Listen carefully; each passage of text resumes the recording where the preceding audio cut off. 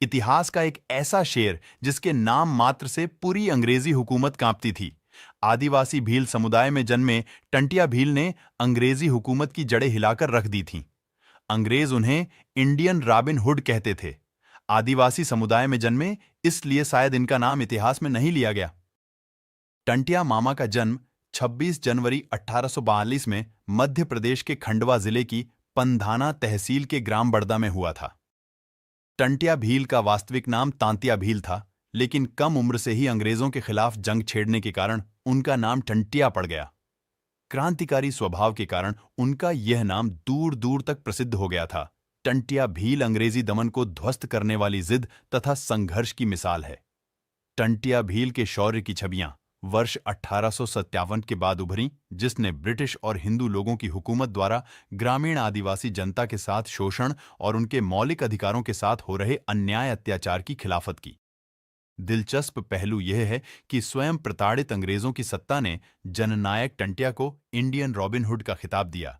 टंटिया मामा ने जल, जमीन और जंगल की लड़ाई लड़ी। आदिवासियों के नायक और देश प्रेम की भावना से प्रभावित होकर तात्या टोपे ने इन्हें गोरिल्ला युद्ध में शामिल होने का मौका दिया। गरीबों की मदद करने के लिए अंग्रेजों को लूटते थे और धन को हड़प कर गरीबों में बांट देते थे, जिसके कारण ही गरीबों के और आदिवासियों के वे मसीहा कहलाए। इसीलिए आज भी छत्तीसगढ़ और मध्य प्रदेश के कई आदिवासी घरों में टंटिया भील को भगवान की तरह संबोधित किया जाता है और उनकी की पूजा की जाती है। उन्होंने न केवल गरीबों को अंग्रेजों के अत्याचार से मुक्त कराया, बल्कि हमेशा से ही गरीब अमीर का भेदभाव हटाने का भी प्रयास किया।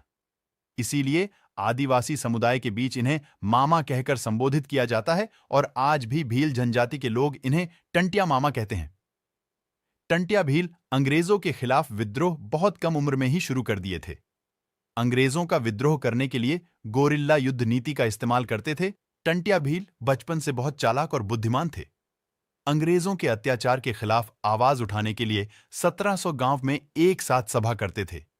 वे इतने शातिर थे कि अंग्रेजों के ऊपर हमला करके इस तरीके से गायब हो जाते थे कि अंग्रेजों के 2000 सैनिक भी उन्हें खोज नहीं पाते थे। वह जानवरों के भाषा समझने में भी माहिर थे। जब अंग्रेज उन्हें पकड़ नहीं पाए तो कुछ लोगों की मिली भगत के कारण टंटिया भील को धोखे से अंग्रेजों ने पकड़ लिया और 4 दिसंबर 1829 को उन्हें फांसी पर लटका दिया गया। वह दिन आदिवासी समाज के लिए बहुत ही शोक का था, क्योंकि उस दिन इस धरती से एक महान और वीर क्रांतिकारी की मृत्यु हो गई।